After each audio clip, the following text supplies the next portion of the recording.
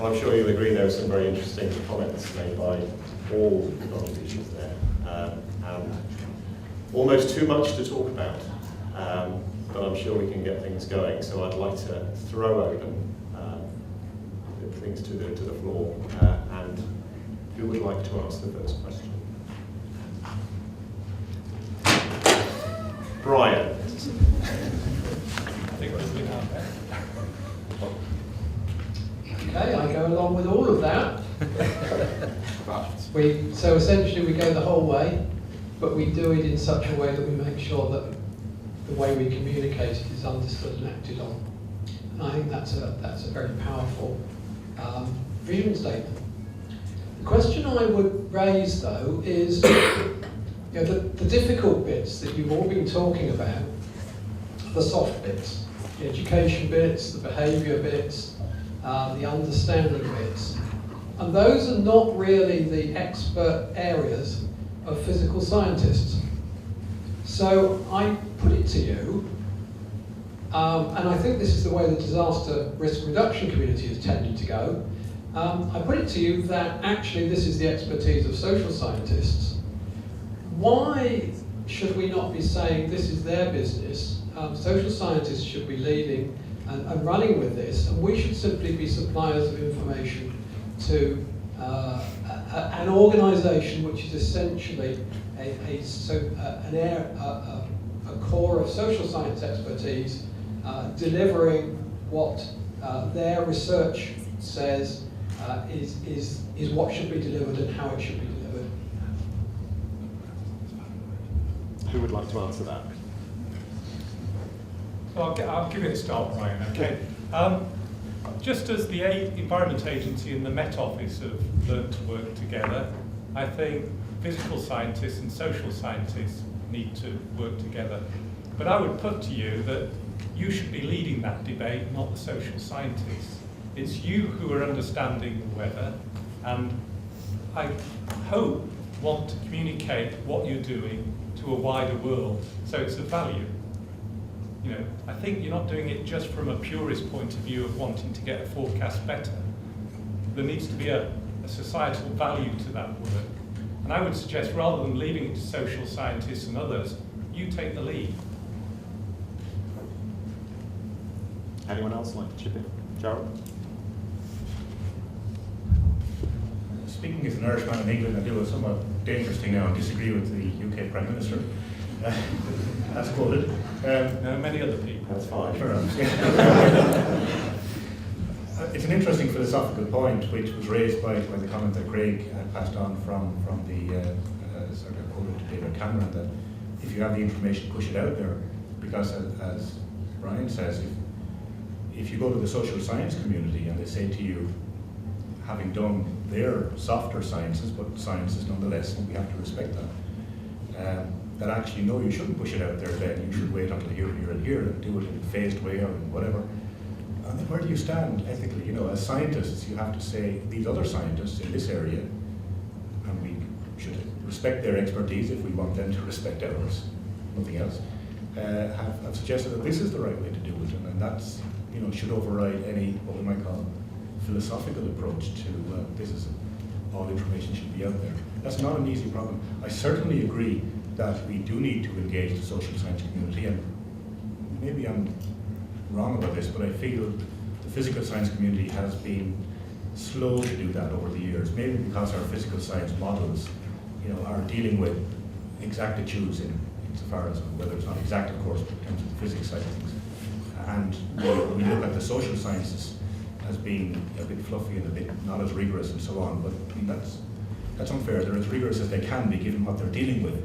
And I think we do, I think it will be one of the next big leaps forward in meteorology to fully engage the power, if you like, and the potential of the physical sciences and marry that with the understanding of the social sciences to properly express and communicate what we know about weather, and indeed, not just in the risk situation, but in terms of economics and added value and climate cost and so on, in all those areas as well. Thank you very much.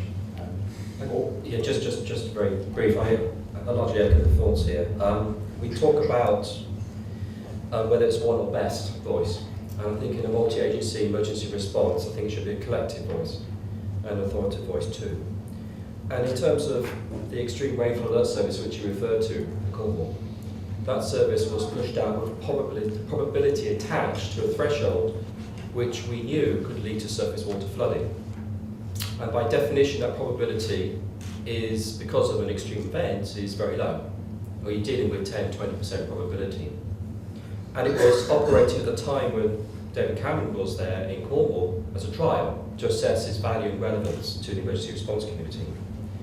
Since then, we've learned a lot, and with the help of the Environment Agency and also some social scientists' work, we realised actually the best way and methodology to communicate probabilities of impacts is through some kind of an impact matrix, which we use now for providing risk advice for flooding and weather. I do wholeheartedly think that we need to bring social science into the forefront of meteorology, and also I think it needs to be done in a way that we bring the public and those who receive of that information to the fore. I think also it's worth reflecting on Sir Michael Pitt's review of why didn't people act to warnings during the floods of 2007. And he did suggest as well that perhaps some of that is due to what he termed what the neighbours doing, what their friends are doing, what the family's doing in response to flooding. And those areas which did evacuate was really in response to, oh look, the neighbour across the road is moving his TV, maybe I ought to do that. And so his view was, you know, the localism, it's empowering local communities, flood wardens, to work collectively with the emergency response community, governments and providers of warning information like the Environment Agency when it comes to flooding, so that they feel empowered to make those decisions and feel confident because it's a collective decision of the local area. So I think in that sense, again, it comes to some sense back to the partnership discussion. The partnership is just more than government agencies work together. Partnership, what we mean is a collective will between those who receive the information and those providers of information in order to really start reducing the impacts of natural hazards. Cool. Nice. I don't know if it's more dangerous to disagree with David Cameron or with my neighbor.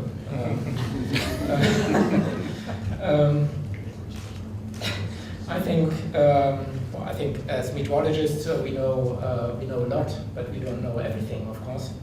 So engaging with other sciences like social scientists can certainly help to find the right way to deliver the message and to transform the information which we have in the right communication.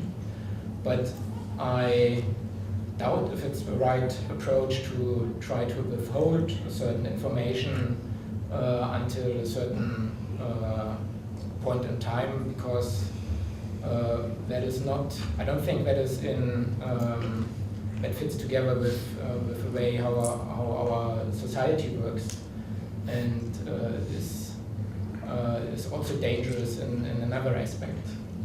So I think yes, we should improve and work together with experts how we can make the best impact of our communication of the meteorological information. But we should not withhold any information in that communication. Thank you, Dennis. I'll add something if I may. I mean, following on from what Gerald said about the maturity of our position, the way our disciplines are developed, we almost already find ourselves in the position of being plant social scientists because we have this established relationship with customers. So maybe we're already in that position and we know more about it than we think, really. So that's go.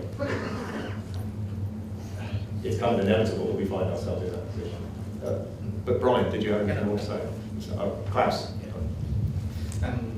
My name is Klaus Behnke, Deutscher Wetterdienst, weather service in Germany. Let me give a comment. I don't know who asked the question, how far in front we should inform the public. We at German Weather Service, we inform the public through our various channels as soon as we know that a serious event is coming.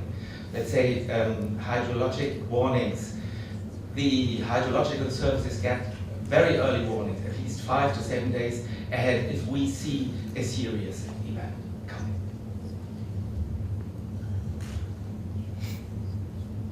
Any further comments on that particular issue? Sorry, you said that.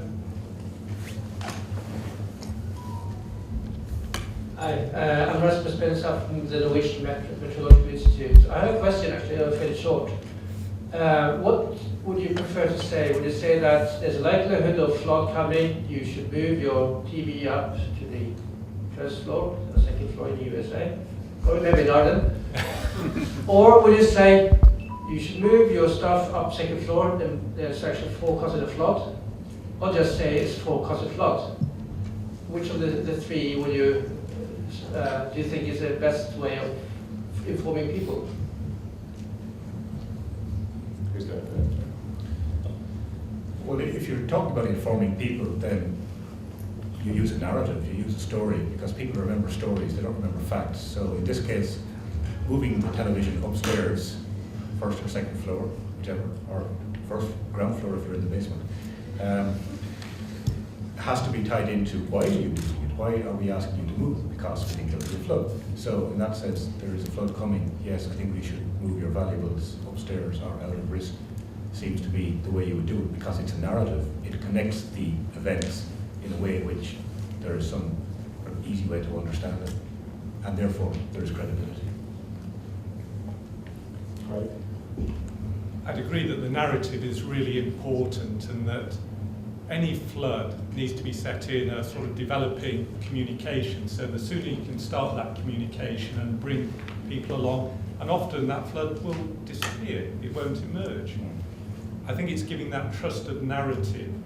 But there comes a point where, for a lot of people, they need a yes-no decision point. It isn't about the narrative and probabilistic, it's about should I not do anything. And when we reviewed our flood warning service in England 3 years ago, the majority view of the public who we communicate with is they still wanted a deterministic yes-no warning. They didn't want a probabilistic warning. They wanted to be told to do something. Now, I think over time that may change. There may be parts of the community we talk to who want a more refined, probabilistic type narrative as part of their warning service. In effect, we may hand over the service to them to design their own warnings to use locally, using our knowledge in the background, but allowing them to tailor services to what they want to do as a community.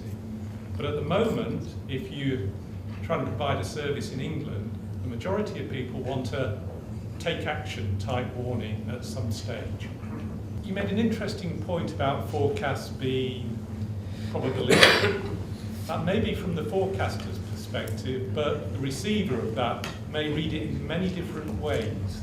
And I think you've got to understand the public you're dealing with, the customers you're dealing with, in order to shape your message and narrative effectively. But in terms of false alarm rate, I would say my experience so far is, for the public and for emergency responders in England, they will accept a high level of false alarms, provided they generally think they got away with it personally and someone else got it badly. i.e., if there is flooding, and the agency has given a flood warning out and they don't get flooded, they don't necessarily think that flood warning was inaccurate for my property. They look at the wider context in terms of making that judgment, whether it's the emergency services or the public. So I think the false alarm rate is probably higher than you would expect, the threshold.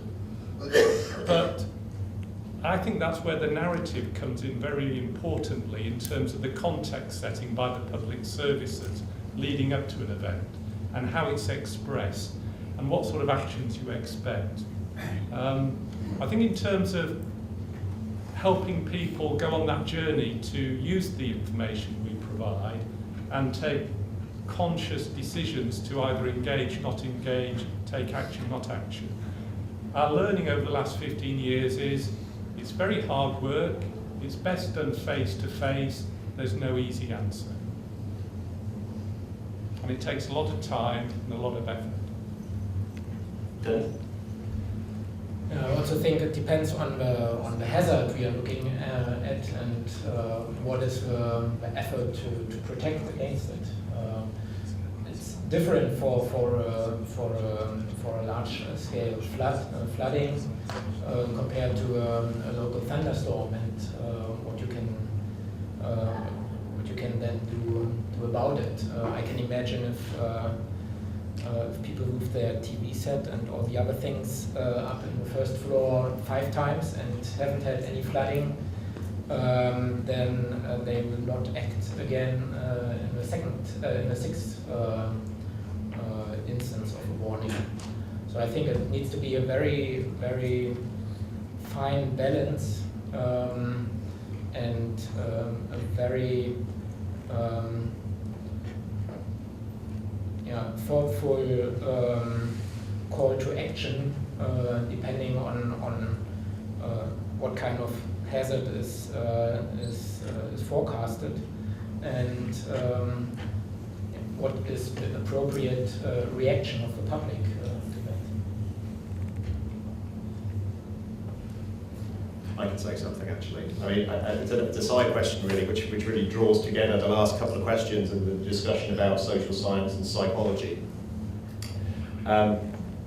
We often use warnings to trigger a response, and we want to engage the users in such a way that they feel that they have to act personally.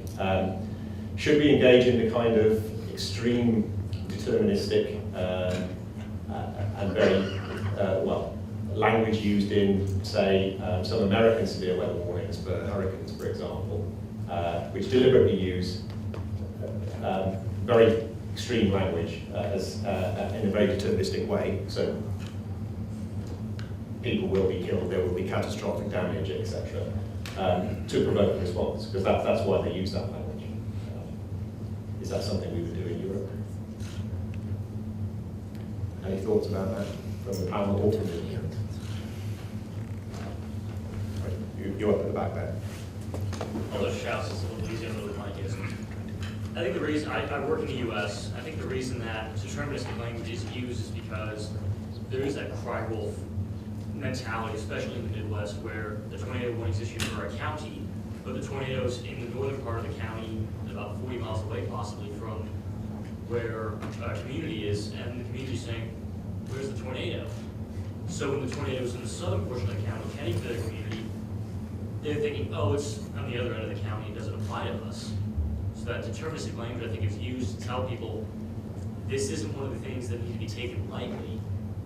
But it seems like that language is already being used in Europe with the deterministic language in your warnings. In the States, that extra step, I feel, has to be taken to get people to actually take action. Because if they don't, they'll just say, oh, well, it doesn't apply to me. And then when the tornado's at the end of the block, they'll realize, oh, excellent. They can't. They have to do something, and it's almost too late to do so. Well, do you think we're being too reserved with our language in warnings then? I don't think you guys are. I think you guys have it right. I think the extra step needs to be taken in the States because Americans most likely wouldn't listen to the language that you guys use. This is as an American saying this. Yeah. Sorry. My answer would be, it depends on how you view your citizens. How do you think? Are the citizens politically mature? Are they not? How far should the government, and we as representatives of the government, take care for them? Or how do we consider them as individuals? They have their freedom, they have their right to do what they want to do. They have their right to ignore information, how to follow them. And so I think the answer is if we take a very strong language, so we somehow influence, and they influence their individual freedom. Yeah? And okay, that's one point. The other point is I think we will never get an answer to that because we are arguing in a rational way. But we have heard the customer That's one of the private sector, but the general public is irrational. They don't want to listen to the advice, but afterwards, if there's damage done to them, they complain.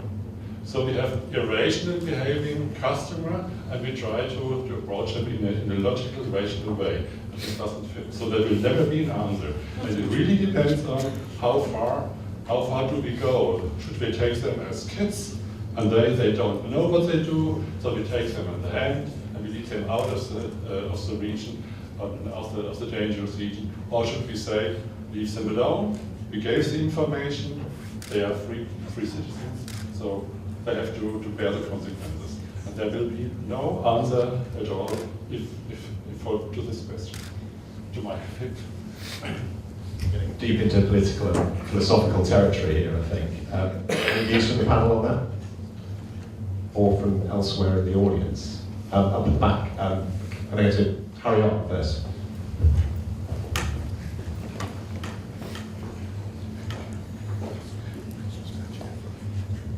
It looks a little bit like, to me, that we are overseeing one aspect of warnings and awareness. And the meteorologist has a lot of knowledge, and in some cases it goes directly to the public, and the public can do with it what it wants. But sometimes there is an organization in between, and that organization also needs to be educated what to do with specific weather. As an example, at Meteor Group, we organize courses for festival organizers. We had a number of cases in the past where violent thunderstorms caused people to be injured and people to be killed. So what we do is we organize courses where we don't only have the festival organizers, but also the fire brigade and other experts that tell the organizers what to do, how to inform the public when inclement weather is upon arrival, because normally you have lead time of only an hour or maybe even less with it. So how do you avoid panic? Where do you need to stand when the tent can be blown away? Because we saw it in earlier cases that the organizers knew that there were to be thunderstorms and violent thunderstorms with a lot of wind, and they directed the people to exactly the wrong place. So I would believe that that is the task of the meteorologists to also educate organizers and the people that are in between, and then bring the knowledge from various groups together. Maybe the panel can comment on that, how that is done in other countries. I agree with that, and I think that fits in with what some of the panelists have already said about us sitting naturally in this middle ground between the science and the users, and the obligation we have, really. You next. Santiago Astelmendi from Past Meteorological Service. I have another point of view. Why not to put focus on emergencies and civil protection in real severe weather, in real high impact? Because people trust them, people know them, and that people is able to work with people better than meteorologists. So in my point of view, numerical weather service has migrated from just thresholds, scientific thresholds, to impacts. And impacts now is more a subject from these kind of professionals. So in my point of view, yellow level warnings still remain in the meteorological part, but orange and red warnings, we must just to inform, not to the public. We must to inform to emergencies and civil protection authorities that must put the effort in consequences, in put people here, put people there. It's my opinion. In Basque Country, Meteorological Service, Euskalmet, has been integrated into the Direction on Emergencies and Meteorology, put all together, focusing just in severe weather. For me, this is the way. Will, could I comment on that? Yes, of course, Frank. Yeah, fully support that approach, and I think one of the things we've learned in the UK between the Met Office and the Environment Agency is that if we work together with those emergency responders, those civil resilience partners, then if our messages are well tailored to those organisations, what they have to do on the ground, the time they need, and we then keep in communication with them in the same way you were describing, we are much more effective. And I think we've made some real progress in the last 5 years by taking that approach and working right alongside those emergency responders all the way through floods. I know it happens for other weather services as well, but on floods it's been really powerful, that relationship building, such that when we communicate, we're not communicating just something abstract. People have had time to work on it during peacetime, as we call it, as well as during the incident. So we understand each other better and understand what the phrases are we use. Although I would say we still struggle to educate some of our emergency responders in our risk matrix. Risk, in the terms we've been using it and Will described it at the start, is not necessarily how other people automatically think about it. So we've struggled there to really get the point across on risk. But I fully support what you said, and that's been an integral part of our learning over the last 15 years. It's not just about the public and those messages we give and the language we use, it's about working hand in hand with emergency responders, and that really does make a difference. Yeah, just to echo Craig, I mean, the Met Office have a network of advisors which are embedded in civil protection, equivalent in the UK. And I endorse what Craig said about the peacetime activities, which are so essential in establishing strong relationships.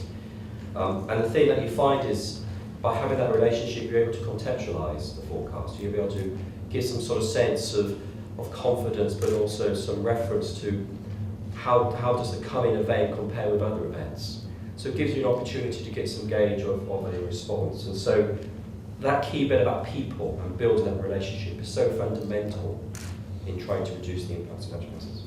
Is it not the same relationship that Gerald might have with his TV audience? It's that trust, it's that credibility. So when we say something may happen, then the people that we work with believe it. Yeah, I think it's very much that same sense. It's pitched differently because you're dealing with professionals who are looking at a very specific aspect, I suppose, of what message you're giving them. And just to share some thought from my own experience working with emergency management, and it must be said that emergency management structures in Ireland are relatively new and immature, I suppose, compared to many other countries, but have become fairly well established in the last number of years. And one of the very important and key underlying principles, which is emphasised right through all the emergency management community, is that there's a no blame policy. In other words, when we accept that people are doing their best, be they weather forecasters or hydrologists or local authority people or engineers or whatever, and if things don't go as we would wish them to go, we stop, look at it and learn from it. And that's a really powerful approach to improving and learning.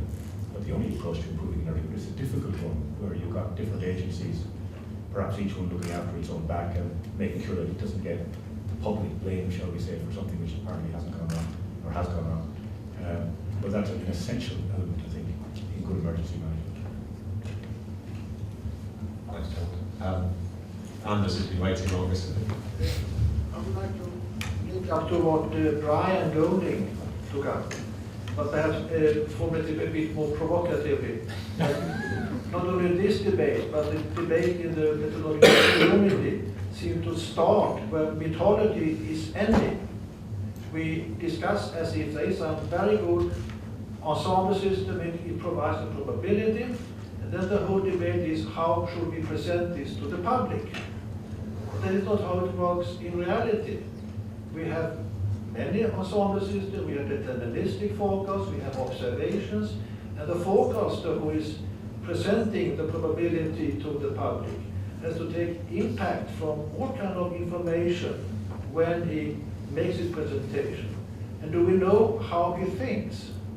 Is there any textbook or teaching how to merge different kind of information? Also considering that the public has access to the web. So if now the wonderful ensemble system says 45% for something. And the Met Office and the LWF, recent forecast, are forecasting this. The forecaster must, of course, adjust. If it doesn't, the public will know that the Met Office and the LWF has done that, so they will ask you about your opinion. So the presentation of the probabilities is not just to start where the computer delivers, it's to be also well versed into the whole process of taking in real-time information. And as far as I understand, we know very little about how good forecasters do that, because there has been very little research, even less educating forecasters into doing this in the best way. So the problem, I would say, starts earlier than just teaching people or presenting people. It is how we interact with the information in real time, in a very intense flow of information compared to past. The panelists like to come back on that. I'd just like to say, I think we are moving more into a dialogue debate with customers, the public emergency responders, and social media plays a part in that clearly now, that if we give out a forecast, there's a way of people coming back to us and asking us questions about that forecast, gathering further contextual advice. So I think we are moving into a different arena in terms of making our services available. And I think it's much less a telling arena, and it's much more a sharing. And I think we do have to make our services more available to people. All of those things you described. I guess that trusted advisor can go totally wrong. And within the UK we've got a particular weather event back in 1987, I think, the Michael Fish event. Where a trusted advisor gave a message based on all those things you said, and it was very different to what the outcome was. And that's a challenge we will always face, being able to move people from a sort of, I guess, a narrative which is general to one where those clear messages are given. And that's bound at some stage to happen again. We will get it wrong as a community. Provided we've got it right more times than we get it wrong, and we have the right backup to that, we may just get away with it. But the public are very unforgiving, and so are politicians. You said. When we talk of deterministic or probabilistic forecasting, it's a question. Do you take into account there are high-risk areas where events occur repeatedly and public is more prepared mentally to handle that? But there are events which occur for the first time in many areas. At the top of my mind comes a 2008 rain event in Bombay. Public were not prepared. In that case, what should be approach of a forecaster? What kind of language he should use, and should he also try to give them that confidence that don't panic, but it's a warning, and this has to be done.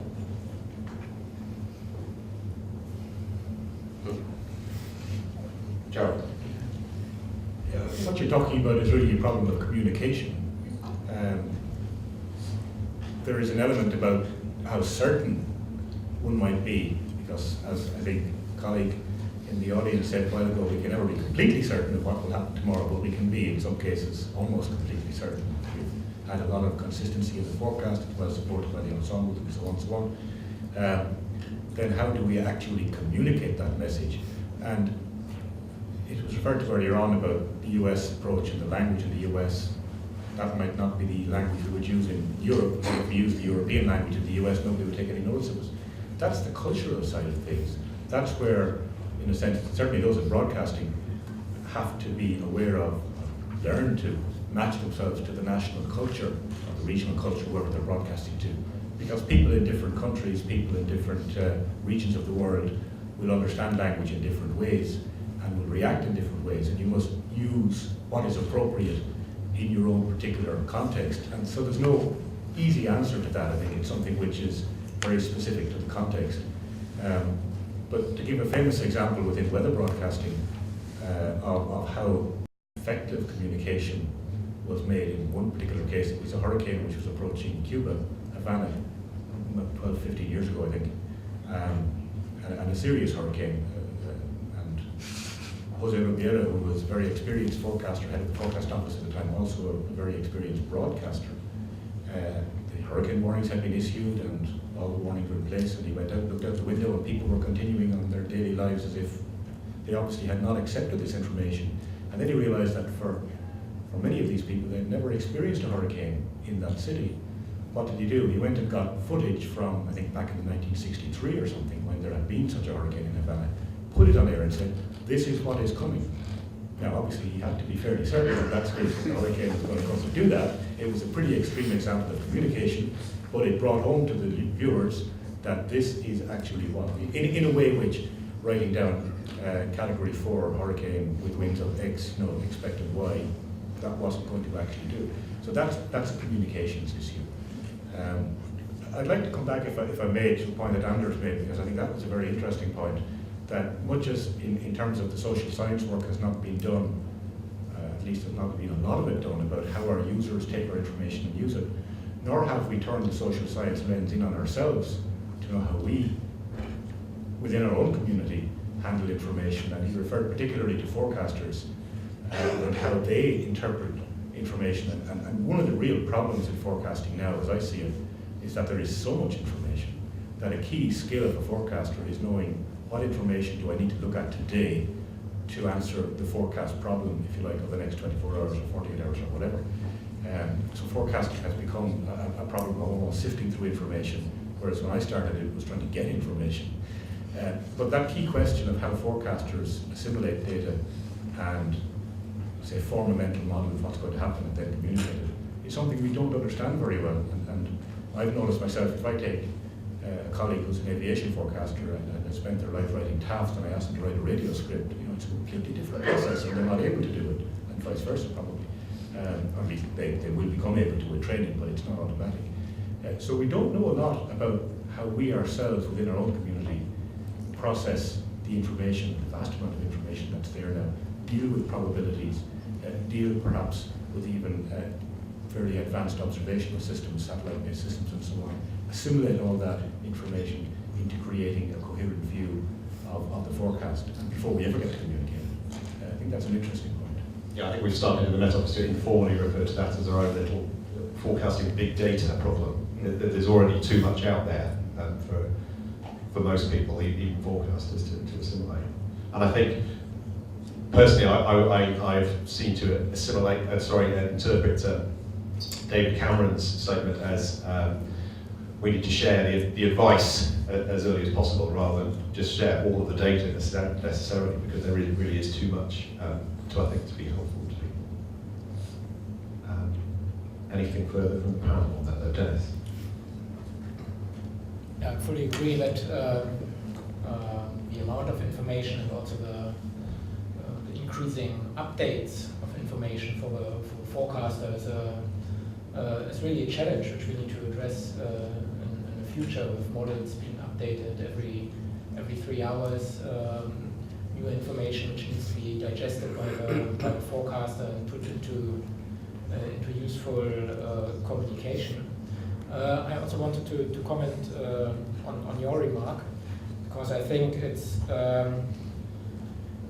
we can do ourselves a favor for those very extreme events when we communicate severe but not so extreme events also in the way they are, and not blow up severe events into something extreme, which is not the case. So we be a bit modest in many cases to have the right language and wording available for the really extreme cases where we want people to act. And I think that's something which is sometimes difficult for media, I think, to take that approach, but at least in our community, I think we can and should try to do it in that way. Well, I think Gerald made a really good point here. We have a lot of data, not a big data issue, but also it's the type of data and where there is gap in data. And we've talked about here about converting weather into impacts. And I'd argue that perhaps some of the issues we've got is collecting the information around the impacts and verifying what the weather and the consequential impacts that is on the ground. And one thing which is emerging, of course, is technology, social media, tweets, etc. How we can use latest crowdsourcing capabilities and technologies to really establish areas where it's been badly affected by weather, and then perhaps focusing the data issue on that particular problem. So I think that's probably worth something to explore, and how we interact with the community, the public and professional partners through using social media devices. The other thing I was just going to make a point too was at OECD recently, when we were discussing about national risk assessments. And there was a couple of papers that came out from Japan following the tsunami. And what was stark about those particular papers, scientific papers, was the value of hazard maps. We talk about, in terms of the United Nations for processes of disaster risk reduction, your preparedness and your warning, communication and recovery. And what they demonstrated in the preparedness piece, if you're able to provide detailed, accurate and informative information on hazards, then they demonstrably showed that those who had knowledge of that prior to the tsunami were able to evacuate appropriately an hour before the tsunami hit, compared to those who didn't. So I think there's an opportunity, and perhaps a duty on us, is to share and to make better use of those hazard maps and planning and preparedness activities before the event actually materialises. So I think there's an opportunity to learn from others globally, not just from the UK. Who would like to ask the next question?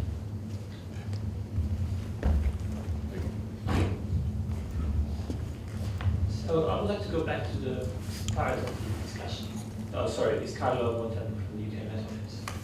And you still have this the slide there with the image of Latvia. It's quite close to my ears because having studied my PhD there, I have many friends who were there at that night.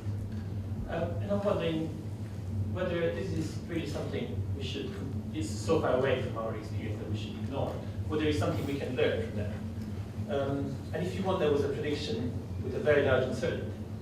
And you can see that, without getting into the detail of the ruling, you can see that discussion of a forecast for which the uncertainty wasn't well broadcast or communicated. And so when I hear from the private sector and the public sector suggestion of the fact that many customers actually want information that do not account for uncertainty, but is quite a deterministic prediction, I see a worrying sign. Isn't there a risk, especially if you go beyond the weather timescale, we go into longer timescale for which actually the uncertainty is bigger and is a significant part of the signal in a sense? Isn't there a risk that focusing only on the deterministic signal may lead us into a situation where, because of constraint, in the case of Latvia, political constraint, but in other cases maybe willingness of the customer or social constraint, we end up miscommunicating the uncertainty? Right. I think you're absolutely right, and for our flood warnings in England, we leave that deterministic warning as late as possible, but still recognising that people need a certain amount of time to do something useful if they receive that warning. And the narrative up to that point is a more generalised narrative, using words to describe the likelihood of certain consequences. You know, you may see rain today causing surface water flooding, which is very different to saying you're absolutely going to get stuck in a traffic jam on the M1 tonight because it's going to be flooded. So I think for a lot of situations, we do get that balance right now. We've learned how to play those two issues. I think where, you know, particularly for extreme events, where we've got a real challenge within the UK is that for most of our flooding risks, the risk to life is limited by the way we've invested in flood defences. We've got a good emergency response framework, which unfortunately is well experienced through having lots of floods. And the type of flooding we have doesn't normally lead to those very quick floods in large areas or major coastal inundations on a frequent basis. I think where we will still struggle is when we do move towards those very extreme events and want to motivate the public to do something, particularly around a mass evacuation. If we want to move tens of thousands, maybe hundreds of thousands of people away from the East Coast when we have a major coastal surge such as we saw in 1953 in England and Holland, then I think our communities are going to be very unprepared for that type of demand from the public services to take that action, and we will struggle to be effective unless we've really prepared those communities well beforehand. So if we don't invest in the preparedness, however good your forecast is, you won't get the right action. And within this country, we can't compel people to evacuate unless we declare some very special circumstances, which it is very unlikely we would ever do legally. So we will always struggle, I think, with those events outside the norm to get the right balance and get the right reaction. So again, is that reinforcing the idea that the importance of what we do in peacetime? It is, but think about having to prepare 500,000 people to react to an event which has got a chance of happening in any 1 year of less than 0.5%. It's a struggle. Thank you. Ken?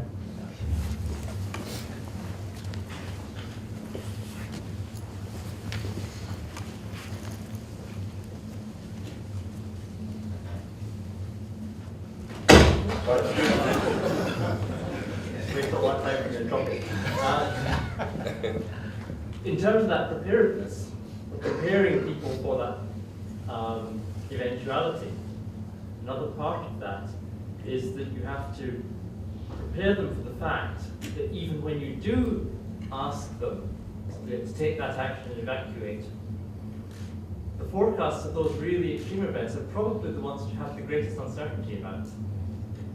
And so that even when you do ask them, preparing them in advance needs to recognize that we may ask them to evacuate, and then the event will not be as severe as we feared it might be. Partly because, looking at it in a sort of probabilistic framework, you're going to have to make a risk assessment judgment. And you can't wait, you can't actually afford, because the evacuation will have to be started sometime in advance. You can't wait until you're 80–90% certain. So that process, my point really overall is that process of preparing people and educating people has to involve the discussion of uncertainty. And just allow me a little longer, I'd like to go back to the issue that Craig, you raised earlier about, and as Carlo mentioned just now, about the fact that when you ask people what they want, they always say, yes, we want to make a categorical yes-no decision. And I know I've heard that said very many times in many places. Now, I don't know how you ask the question, but I think very often we make a mistake of asking the question too simplistically. And it's very obvious if you ask someone what they want. Yes, they're going to want a categorical, they're going to want you to make their decision for them, because that's the easy way. But there's a recent study by the BBC looking at how the public might respond to them issuing pretty more probabilistic stuff into their forecasts. And they initially asked people sort of fairly simplistic, do you want to see probabilistic information in forecasts? And got the answer, no. They then took them through a little scenario, which explained a bit about where uncertainty came from. And people's reactions changed completely, and they then got a much more positive, responsive view towards having that information. And so I think we probably need very often to revisit that question and people's initial reactions. And certainly, my view on is very much that the problem with just issuing categorical warnings, particularly for the public, we haven't had that detailed conversation that we have had with the responders, is that we don't know for each individual what their sensitivity is, and therefore you cannot tailor a general warning to meet. I think going back to those big decisions well in advance on the east coast of England, Lincolnshire, which is a very flat county, if they're going to effectively evacuate their at-risk population, including a lot of elderly, less well people, they need a signal from the forecasters and the Environment Agency 3 days ahead. Now, at that point in time, if they're to be successful on that evacuation, they've got to do a number of certain things in sequence. If they're not in control of the evacuation and managing it, and there is some random response, then there is absolutely no chance of being successful. The roads clog up, there is illogical behaviour in all sorts of places. They have to manage it. So they have to be very clear they're going to do it and do it on a comprehensive basis to be successful. But 3 days ahead, I think that's when the forecasters really will earn their call in terms of looking at all of that information and having a view. And of course, if you do a mass evacuation, people will die during the mass evacuation. And you may end up with no flood. And of course, 3 days ahead, the low causing a surge down at the North Sea is probably not even formed yet. So imagine the levels of uncertainty we might be talking about there. That's the problem. Gerald?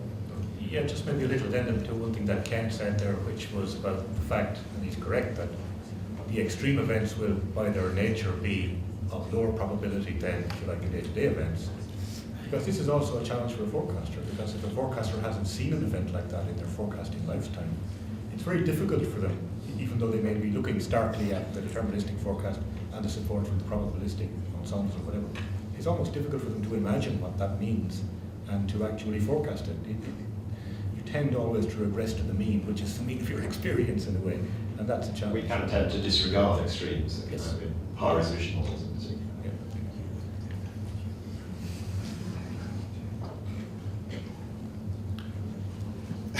Brian.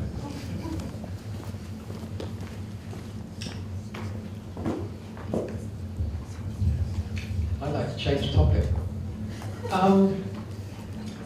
All this discussion of how we communicate and what we need to communicate and how people will react is tremendously important to basic atmospheric science, because it tells us what we've still got to do to our science, to our models, to the fundamental forecasting capability in order to provide the information that's needed in the future to improve the response numbers that Craig read out, amongst others. And they're even worse, I believe, for meteorological warnings in the UK. So I see three, perhaps, key areas. One is that the very early stages of our numerical forecasts do not match the observations sufficiently well in order to give people confidence, particularly in the very, very small features that might produce flash floods, that sort of thing, to give confidence that the ongoing forecast in 6 or 12 hours' time is going to be accurate. So I think that's one area of science that we need to focus on in order to provide better information. Another one is we talked a lot about preparing people and about education. And actually, if you have enough lead time, you can do both together. You can do the education after you've got the first signal that the thing's going to happen. And that's that really pushes us in the direction of solving the second week problem, potentially, if we could do it, the seasonal problem. Now, is this winter going to be one that we need to prepare people for major flooding episodes or for a major winter weather episode or whatever? And indeed, which should we concentrate on for this winter? And then there's a third one, which is this issue about the impacts. Because at the moment, we leave a lot of the assessment of what the impact might be to the forecaster. It's part of the interpretation. But we know a lot of science that we can bring to bear on that problem. And there are experts in these fields who have created models, research models perhaps, or even operational models, that can help with this. And we need to be integrating those into the information system and where it's related to meteorology, coupled with the meteorology directly, so that that information is presented in a uniform manner and in an easily digestible manner to the person who is doing the interpretation and the communication, who at the moment we call the forecaster, but that's becoming increasingly a misnomer, I think. So I would see those as being the three key messages to the science for what this conversation is telling us we need to do. But I'd be interested in other people's views. Anyone? Or anyone else from the audience? It's a good point, Brian. Talking about coupling and applying the Earth system modelling approach to impact, and that's something which we've done through the Natural Hazards Partnership, which of course you've been heavily involved in, Brian, and Ken. And the partnership brings in those agencies who can contribute to the development of a capability, scientific capability, of better understanding impacts of surface water flooding, landslides, and also wind. The key issue, I think, that going forward is one thing we are missing in that collaboration is the response community and social scientists. How do you convert that science into something which people understand and can take meaningful action? I think that's something which we need to explore further. But it's a great starting point. And I think that sharing of understanding across those disciplines will take it forward. I mean, it's interesting actually, when we brought the partners together, as meteorologists, amongst us, we were quite pleased to announce that we got a 330 metre resolution model operating in some parts of the UK. But then my colleagues from the geologists say, actually, Paul, that's nothing. We deal with centimetres here. And the issue became about then, how do you bring that information into different types of scales? But what I'm getting a sense from that community is that we're in a position now, probably for the first time ever, where we can bring different disciplines, different scales of science into one harmonised, coupled approach. So I think this is a whole new era of meteorology, meteorological science, interdisciplinary science that we haven't seen before. And I'm convinced if we're here in 5-10 years' time, that we'll be exploring things we haven't even thought of. Joe? I'm going to ask a provocative question. Seeing as we've all agreed that social science and social science research is key to understanding more about it and doing better, what percentage of the budgets of UMETSAT and ECMWF should we take away and provide to an agency, to a researcher in that area? 5%? 10%? 20%?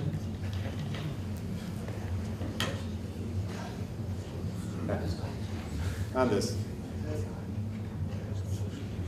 If now the forecast is a misnomer, there have never been so many forecasts in the world as now. And in spite of the saying for at least 50 years that in 5 to 10 years we don't need forecasters, as I got the first time in 1966. Now, coming back to the subject, if we want people to take action, they must have confidence for the people who warn. And they can only have confidence for those people if they feel comfortable with what they are saying. And then I come back to what Gareth said about the flow of information, that the forecaster or the non-methodological forecaster, anybody who tries to orientate himself in this data flow of ensembles, of deterministic forecasts, of observations. And in order to present something, he must be confident about what he's saying. He can only be there if he has training or some sort of insight in what he's doing. So I come back to what Gerard said, that this issue about what the forecaster is doing when he's doing well, and how it can improve by teaching experience, learning and research into how a forecaster works. And as you might know, there are books now about how economists or politicians or kind of decision makers should think and how they are thinking, etc. And we need some similar research among forecasters, because whatever misnomer, they will stay in one capacity or the other. Yeah, two things to that.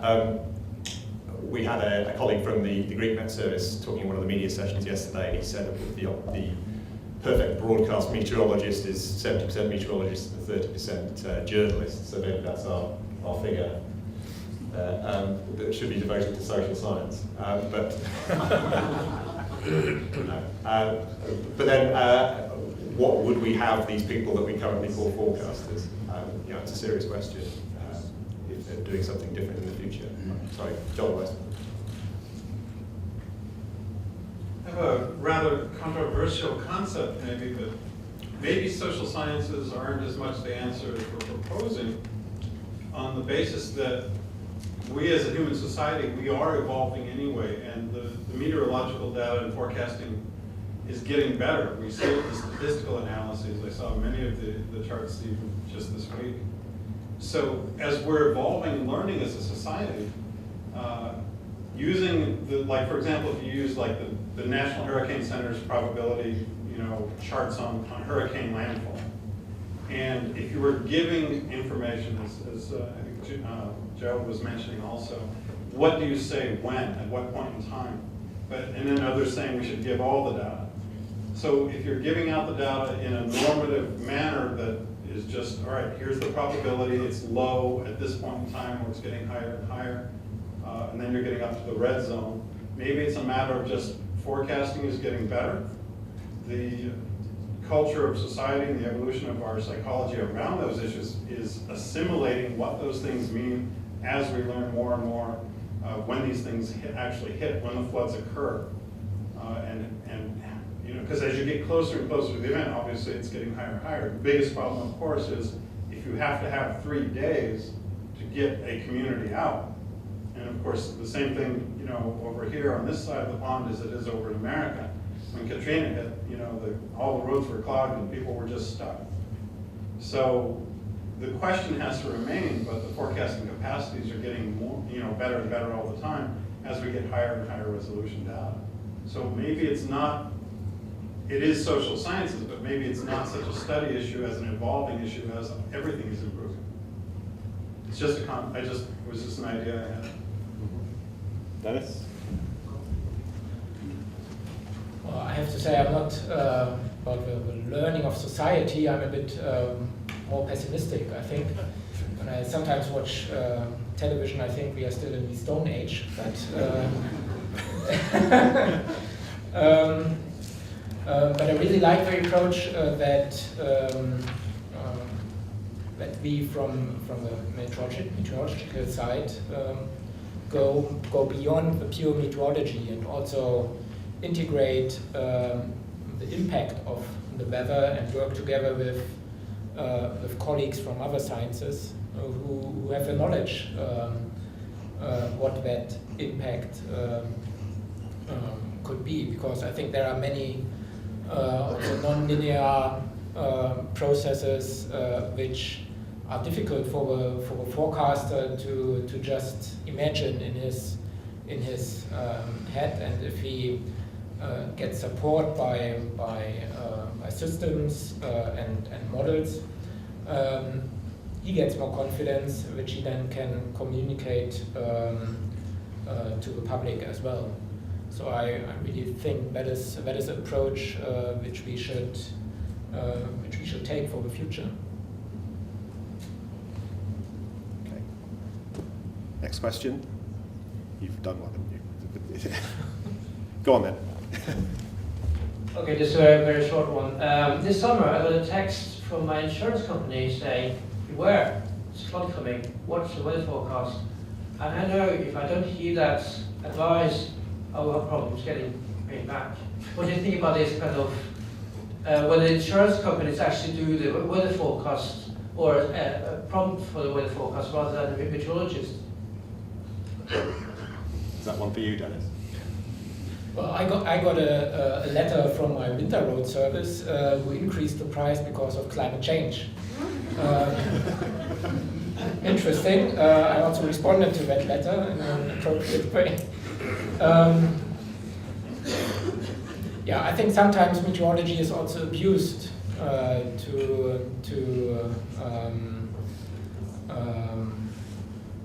increase prices or to call for action where I think that it's difficult for us to do something against that. But I think we can just work on doing proper communication on a private sector side, also to our clients of what is the state of science or what is the actual weather information, and not let them do forecast on our behalf. Paul? Just a quick on about communication. If they're the advice, if they be aware because of flood, check the weather forecast, then hydrologists and monitors will know that if you have a flood, when the weather forecast is dry, so you can have groundwater flooding. So again, I think we've got to be careful, I think, how we interpret some of that messaging. And maybe it's a chance to bring the insurance companies in and say, well, look, if you want to talk about flooding, go to the appropriate agency to get the right information. I think where insurance companies probably do have a very strong role is in behaviour change, helping their clients understand the risks and do something positive about them. And I think there's much more they can do in that field to help us manage risk as a society. Thank you. Dennis, again? I think, well, in working together with them, of course, and with the amount of data they have, it's also an opportunity for us to understand the impacts of certain weather events, and then being able to to help their clients and the insurance to reduce the damages caused by extreme weather. Well, is this just not another example of the win-win nature of some partnerships? And in this case, it would be a public-private partnership. And we get the information that they have, the contextual information, and we're also able to educate them. Another question? Emily?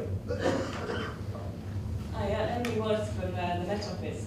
So we heard this morning Alberto Arabas talking about the strong result of the predictability of the NAO and the resulting usefulness for the UK and Europe. How do you think, we've talked mainly on the short range so far tonight, how do you think the seasonal forecasting fits into this early warning system? What would you, how might you react if we had a very strong negative NAO forecast this winter, say? I think at the moment, most emergency responders would say, very interesting, thank you, and move on. I think that's a reality. And I think that's on two levels, not to say that the science and the message isn't right, but for their timescales and their overall workload, it has to be something relevant to that they can do. What are they going to do 6 months in advance? So the forecast would be in November. Do you think these timescales are? Do you think there is something we can get from this? Possibly.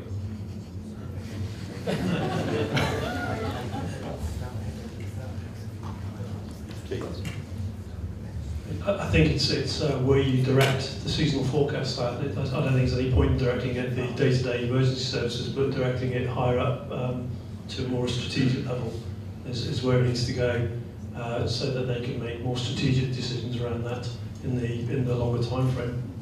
Okay, I've just asked Paul's advice on that because he's been trying to do some of those things. So Paul, give us a view.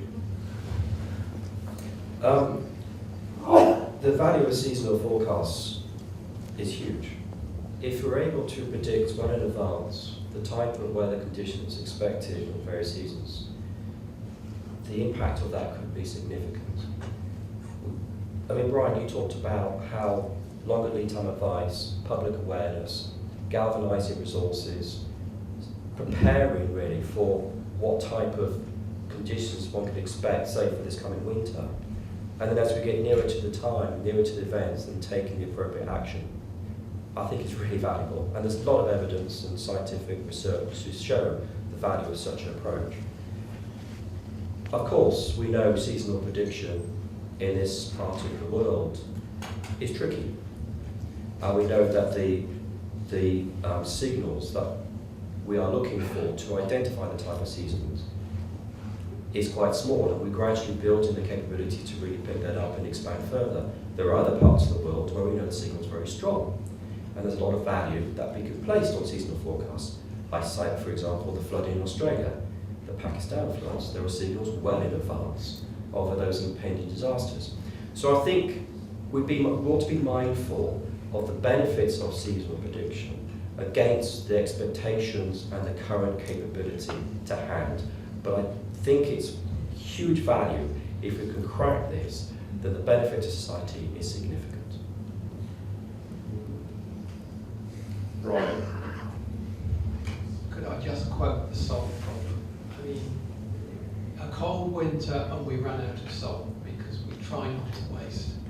A forward signal on the seasonal timescale that we're going to have a colder than average winter would enable the salt stocks to be built up for road maintenance. I mean, it's as simple as that.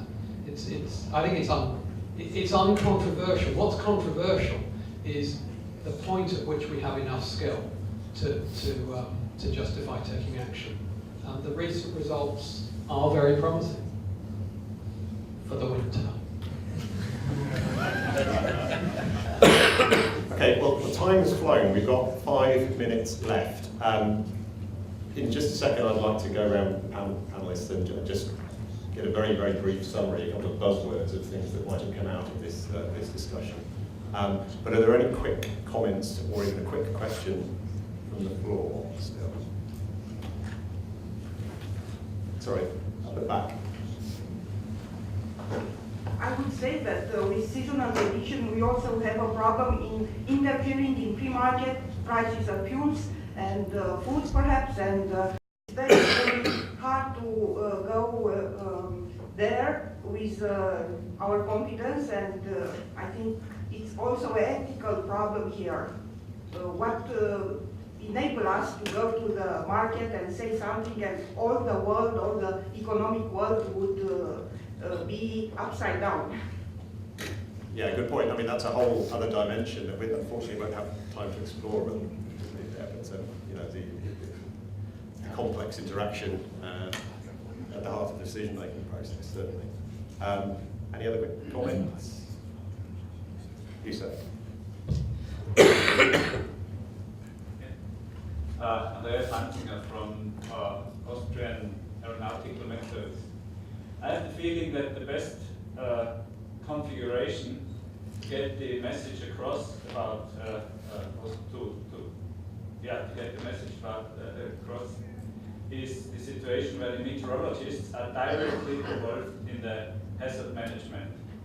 And I have 2 good examples of that. I think one example is the flood warning center, where meteorologists sit there, get the skills of assessing not only the risk, but also the impact, and maybe also social skills, but you can keep the social sciences out there directly. And I have another good example, which are the avalanche warning centers. They have managed in the last years to build up a system where they have a color system, like we have in our flood warnings, and these colors are associated with don'ts. Don't do this, don't do that. And I think these things are very well understood, and they sit there every day and assess the situation, assess the risks, and they are very well trusted nowadays.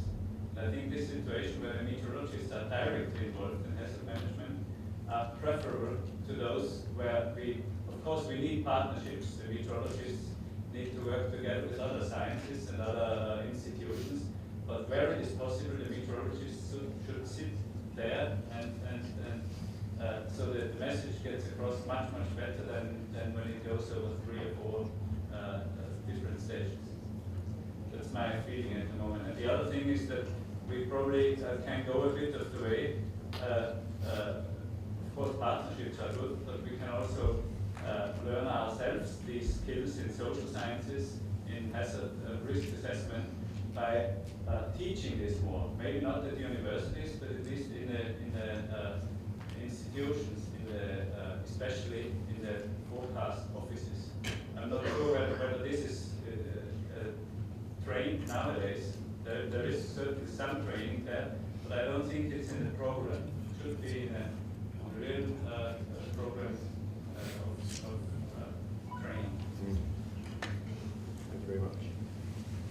Well, thanks everyone. I think we've touched on some very, very important issues there. If I could just run through the panel to pick up some of those key messages. Paul, would you like to do it? There's so much discussion, isn't there? But this is one. If Henry Ford had asked his customers what they want, they'd probably say a faster horse. And I'm convinced that in the next 10 years, the world of meteorology and our interaction with people, science, technology will be radically different. It won't be the same place as we're operating now. And I feel, in the time I've spent as chief meteorologist, I have noticed a shift in approach, radically shifting approach towards partnerships. And I think that is the future. And I think it's not just the partnerships with our sector agencies. Partnerships extends to the private, extends to the public, the people, governments. I think our world will be very different, and the role of meteorology will be very different in that as well. Thank you all. Gerald? I think one of the things which is obviously coming very strongly is the role of social sciences, and that is not just in understanding our audience, but maybe in understanding ourselves. How do we come to the decisions which we come to? What are our mental processes, and are they optimal? I think that's important, and I think it does lead in very directly to consideration of another big question is what will the role of the forecaster be in the next 10 years, 20 years, 30 years? Because we're all aware that it's changing, has changed a lot in the last 30 years, but will change a lot more in the next 30. But the direction and the skills and so on, the skill set that's going to be required, that's going to be essential. One thing I think we should have as a community, and something I think bizarrely we don't always have, is confidence. Confidence to go out and engage with those other communities as an equal, indeed as a leader in some cases, because of the experience that we've got. Because I think we have a lot to give. Thank you, Joel. Dennis? Yeah, I think there's a lot to give, and also a lot to learn, both in our own science, so increase our own capabilities, but to work even more together with other disciplines to understand how we can better apply the results of meteorology. That should lead also into models which give information about the impact of the weather. And last but not least, I think the forecaster, as you say, it will the character of his work will continue to change, being more a consultant and a partner of